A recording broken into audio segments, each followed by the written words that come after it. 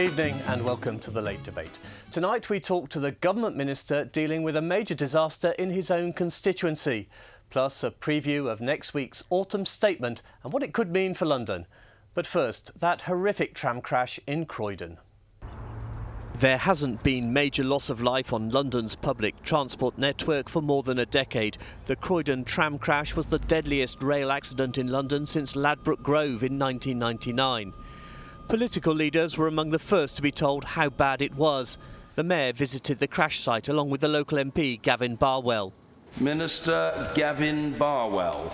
The MP for Croydon Central is also Minister for London, and it was Gavin Barwell who updated MPs on the crash investigation this week. When we say goodbye to our loved ones each morning, it never crosses our mind that we may not see them again. 7 families are now having to face that terrible reality, and others will only return to their loved ones after a lengthy stay in hospital and with life-changing injuries. Crash investigators have already established the tram didn't slow down to the 12.5 mile/hour speed limit just before a sharp bend. Labour wanted to know why. It's essential that the investigations examine whether there were any organisational as well as individual errors or omissions which contributed in any way, and whether there is any prior evidence or concern that such an event was possible or likely. Another London MP wanted to know about previous cases of speeding trams. And also whether there is a clear mechanism for passengers to report concerns if they believe they're travelling on a tram that is travelling too fast. Is it clear what action they can take to ensure that that information is logged somewhere? Many of my constituents who do also use the line, because part of it runs along our border, have contacted me in the last 4 or 5 days to say that they have felt in the past, not on Wednesday but in general, trains approaching the Sandylands junction through the tunnel to the south have been running at what felt to them like very rapid speeds. Once the system starts going again, once the tram system starts moving again, people who use that system need absolute reassurance that it is safe. Tribute was also paid to the victims this week with a minute's silence before Mayor's question time at City Hall. Thank you very much. I'm joined now by the Minister for London, Gavin Barwell, who we saw in that film, to talk about the crash and his other capital responsibilities. Gavin Barwell, thank you for coming in. You had a friend on that tram, you were on the scene pretty quickly. How soon were you aware that this was a devastating crash? So I was up early in the morning and saw on Twitter that something had happened, and went to the scene, and I think as soon as I got there you could tell there were a huge number of emergency vehicles there. I put in a phone call to our excellent police borough commander, and he told me in confidence that there had been fatalities, so I was aware probably from about 8 o'clock in the morning that it was a very, very serious incident. It's obviously had a huge impact on your constituency and the community in Croydon. Yes, I mean it's an incredible shock for people because people use these trams every day to get thousands of people to get to work, to get to school. They've had a very good safety record, so I think a real sense of shock at what happened. I am very proud of the way in which the community has both supported the emergency services as they've had to do a very, very difficult job, and then rallied around people that have lost loved ones or family members or friends who've got very severe injuries. So we heard some of your colleagues in the Commons earlier this week, and we've heard from other people since the crash that there have been reports of trams going too fast. Have any of your constituents spoken to you about that? Yes, I've had quite a lot of contact from constituents. Not really something I'd heard about a lot beforehand, but I think in the wake of what happened, clearly a lot of people then came forward and said, you know, I've been worried. So it's not something you knew about before? No, but there's a particular incident that one individual's referred to where he felt the wheels of the tram had actually lifted off the track, and more people making general comments about speeding on various points of the network. And what's really important is that the Rail Accident Investigation Branch, who've produced this interim report, they're not just looking into the circumstances of this tragic accident, but they are looking into the wider issues of safety on the network. So anyone who has those concerns should report them to the RAIB because they will be looked into. Are trams safe? Yeah, I think that the record of the network before this terrible accident last week was very good. And they're very popular in Croydon, They aren't are, they? you know. I mean, 27 million passengers a year. It's one of the things we're most proud about the town. We've got this very modern, environmentally friendly, quick, efficient transport system. But I think it's understandable after an incident of this magnitude that people are going to be nervous and they're going to want reassurance. It was very good, I thought, that the RAIB produced this quick interim report with a clear recommendation to TfL about what they needed to do before they resumed services, and I think that will help to reassure people as well. You've had trams in Croydon since 2000. Yes. Could you explain why no other part of London seems to want them? I mean, Ken Livingstone tried to get a West London tram from Uxbridge and a Cross River tram. They do not seem to be popular. So I think the particular benefit that we had is quite a lot of the route ran on old former rail. So it's really only in the town centre that you get a significant chunk running on the roads. So the disruption to other modes of transport when they put in the system wasn't anything like as big as maybe on some of these other schemes that have been proposed. But it has been hugely popular and successful in our borough. And do you think we need automated safety systems like brakes as on the DLR, where they come on automatically, overriding the driver? Well, trams are different to rail because for part of the route they run on the road, and there you can't rely on automated systems. The driver of the tram has to respond to what's happening on the road in front of them. But I think one of the things that the inquiry is going to have to look at is whether we need a system like that for the sections of the route where it's running as effectively on a railway. Now, you were speaking today and this week in your capacity as well as MP as Minister for London.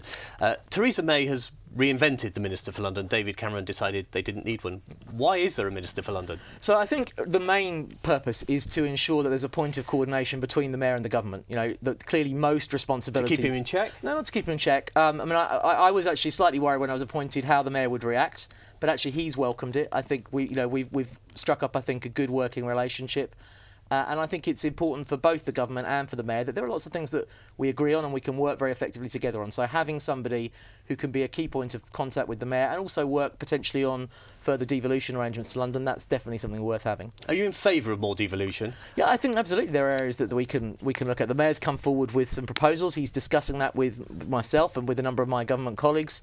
So, I think that's something that we can absolutely make progress on. One thing he would like is the proceeds of stamp duty to invest in housing. Do you support him on that? So that's a matter for the Chancellor ultimately to look at. So who's signing on them? It's not something I can take. The Treasuries or the Mayors? No, the government will take a collective view on that. It's a question of me taking sides on that. But it's something clearly the government will have to look at. I think there are proposals he's got on business rates that certainly have a lot of mileage in them, and there are some of the other ideas he's got I think we can make progress on. The first thing I think you're likely to see is an agreement in relation to a sort of affordable housing settlement for London, and I hope we'll have some good news to tell on that shortly. Because, of course, housing is another of your responsibilities. Yes. What is your big idea for sorting out the problem in the capital? Well, the fundamental thing that we have to do, not just in London but across the whole country, is build more homes. It's, for a very, very long time in this country, we have not... We've been saying this for ages. Mayor after Mayor has been saying it. We have, and it's my job to make some progress on this and work with the Mayor in London to do that. Some figures came out this week which were encouraging. They showed at a national level that we got up to 190,000 additional homes last year. Now, that's not enough. I'm not going to sit here and say to you we've cracked it, but it is the best figure for a long time. I think it's a sign that we're making progress, but there's a lot more to go.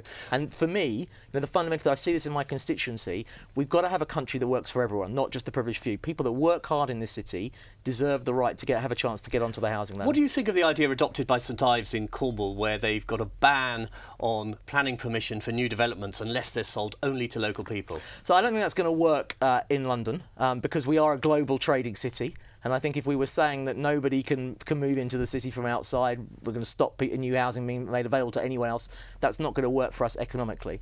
But I do think one of the things that we need to look at is making sure that when we're building homes, a significant proportion of them are within the reach of local people in that area. And that's one of the things that our starter homes policy is about in terms of trying to help people get on the housing ladder, but also this idea of sort of rent to buy, where you come into rented accommodation with a view to moving into ownership. Can I finally ask you about the Mayor and his night czar, Amy LeMay? Big row over some of her tweets, quite offensive tweets, especially about some of your colleagues in the Conservative Party. What do you make of her appointment?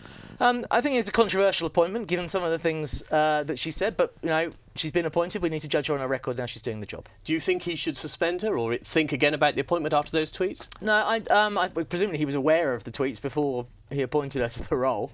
But look, he's made the appointment. I think people have understandably taken offence at some of the things that were said. Were you offended? Well, yeah, I can see why people are offended by it. But she's got the job now, so let's see how she does in the job. That's like judge people and doing the job. So you're prepared to say jury's out on Amy LeMay for the moment? Yeah, I think the important thing, now the decision has been made, the important thing is to see how she does in the job, and we'll judge her on the record in the job. Gavin Barwell, Minister for London, after a difficult week for you, both as a constituency MP and Minister, thank you very much for coming in to talk to us this evening. Now, in 6 days' time, Philip Hammond will unveil his first autumn statement. It will give us a good idea about the new government's plans for London and where we stand economically after we voted to Brexit 5 months ago. Philip Hammond might not be the Cabinet's most charismatic performer. Having the gloomy air of an undertaker was the verdict of one newspaper columnist recently. But the MP for Runnymede and Weybridge is one of the most powerful Cabinet ministers, and next week the Chancellor will take centre stage. The autumn statement is an opportunity to spring the odd surprise. I am today announcing that there will be no cuts in the police budget at all. George Osborne's rabbit out of the hat last year was police funding, after months of scare stories about a looming cash crisis and a financial black hole at Scotland Yard. At City Hall, what the Mayor really wants to hear from Mr Hammond this year is the government's willingness to give him more power, especially to raise taxes. London is so crucial for our country. We are the engine of the country. When we prosper, the country does well. When we do badly, the country suffers as well. What's clear to me now, post-Brexit, is we need more say over our destiny. The business community wants to hear a renewed commitment to Crossrail too. But there's also backing for the idea of giving the Mayor more power, not least because ministers have other things on their plate, like Brexit. It would be great to see more empowerment of London in particular, but of all the regions, because they are going to be preoccupied with Brexit for the next few years. So for goodness sake, let the people who are politically stable and are keen to do stuff get on with it. Autumn statements are a snapshot of a government's priorities. The announcements don't always stand the test of time. Here's George Osborne on airport expansion in 2011. We'll explore all the options for maintaining the UK's aviation hub status, with the exception of a third runway at Heathrow. That pledge, like Mr Osborne, has gone. Well, the former Chancellor might be grounded now, but I'm joined by a high-flying London political panel. For Labour, the Westminster North MP Karen Buck, and for the Conservatives, the Cities of London and Westminster MP Mark Field. Welcome, both of you. Good evening Mark to you, Field, first of all, we heard from George Osborne there. Missing him already? It's 5 years ago, so that's a long time in politics, as we know. But no, listen, I think this is going to be an interesting autumn statement, and I think it would be steady as she goes. I understand where Joe Valentine and Sadiq Khan are coming from, but I think the reality is we won't see any wholesale shift of powers coming to London, although there may be just a few signs of what might happen in the future. And I think it would be good to see a bit more devolution of power, not just to London but into the regions, but I don't think we're going to see too much of that. It's going to be a steady as she goes autumn statement, I think. Karen, what's the top of your shopping list? Well, I certainly would like to see some real action on devolution, because even within an existing budget, I think everything that we're now learning from experience in local government, and particularly at city level, is that you can make the money work harder, work more efficiently if you're delivering it at a local level. I mean, whether that's in terms of transport or in terms of housing supply. So I would like to see, if you set money aside, I would like to see a real delivery on devolution of power. So Sadiq Khan's got a team around him; they can deliver, and I think that's what he should be doing. Same's true, of course, in putting some real flesh on the bones of the Northern Powerhouse as well. Quite a good argument made by Baroness Joe Valentine from London First there, that the government has got so much on its plate with Brexit, it might be quite a good idea to get local politicians to take over a few responsibilities. Yeah, I think the real issue about responsibilities, as we know, is really to do with the money and the financial it's tax, side. Isn't it? It's tax. It's Mr. also Hammond wants the way to keep it's it. Well, there's that, I can understand that, and I can also understand, I mean, in relation to the uniform business rate, and I think both Karen and I probably are at one on this, the idea that London is getting quite a panning in relation to the new funding arrangements for the rates. I'd like to see the government making some movement in relation to transition arrangements. I mean, I'm not necessarily holding my breath to think we're going to get a big deal in that regard. But when everyone talks about power, what we really mean is to do with the funding of a lot of these projects. And, you know, I can understand in what is a very difficult financial time for the government. You know, we are still borrowing far too much money, and you know, if anything, borrowing is going to continue to go up in this post-Brexit So austerity era. stays? Well, it's not really so much austerity. I mean, listen, the truth of the matter is we're living beyond our means. And for all the talk from George Osborne's time about saying we're going to balance our budgets in the next 3 or 4 years, I remember when I first came into Parliament 15 years ago watching Gordon Brown, and we were always a tantalising 3 or 4 years away from balancing the budget. The truth of the matter is we are going to have to be borrowing a hell of a lot more money in the years to come. There is going to be uncertainty in the post-Brexit era, and I think it's been great that over the last 4.5 months things have seemed to be quite stable. That isn't to say there isn't going to be some impact for the exit from the UK from the EU, and that will obviously have an impact on the public finances. Karen, are we, as he says, living beyond our means? No, well, I don't accept that. I mean, first of all, let me just say, I think on the business rates it's important because what we do need to do is make sure that the London economy grows, and it is economic growth, after all, that is the driver of the prosperity and that will help us deal with the deficit. And if you choke off that economic growth by applying too sharp a rise in something like business rates too quickly, then it means that you're not actually generating the economic benefit in London, and that in turn has implications to the rest of the country.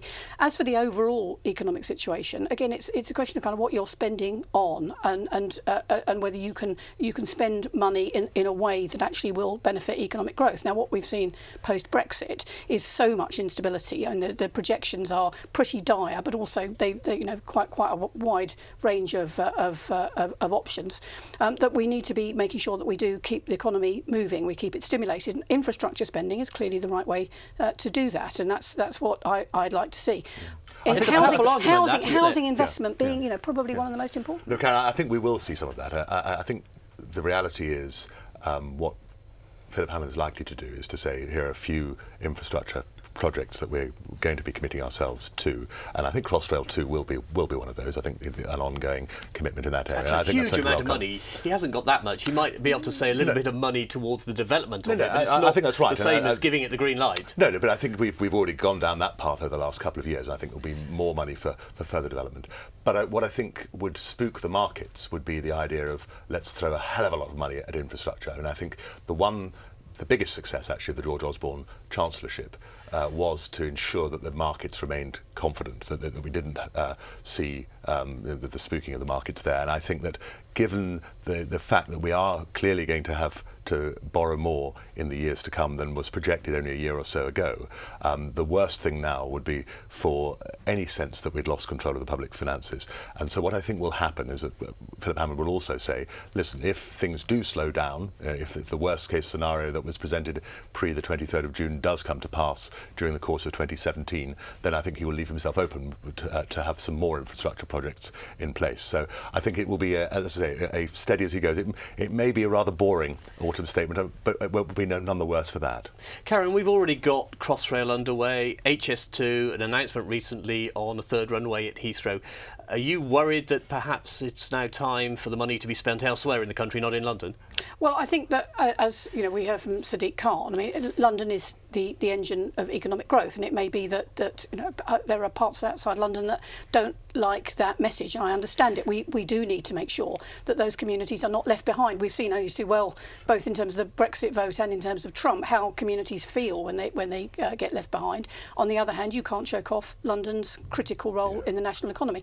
I would like to see progress being made on what we used to call HS3, which is the Cross Pennine Rail, to link the northern cities, because I think there are things that you could do to improve connectivity in the north that will help them grow their economies. So I think there is a case for sharing that out. But clearly, London's crucial central role in the economy is something that we have to recognise. I entirely agree with that. I think where Karen's right is I think we need to have some high-profile movement on HS3. Well, no, but I think the other thing is actually, and it's very important that all of us as London MPs, all 73 of us from a cross-party basis, are able to make the case for London. I think Karen makes it quite well. And I think the important thing to say is this: a lot of the money that comes for London investment, if it didn't come to London, it wouldn't go to anywhere else in the UK. It probably would go to another global city. That's also a huge amount of the jobs in construction, in contracting, that come for big London projects like the Olympics, like Crossrail, actually go out beyond London. Right. I think we need to make that case.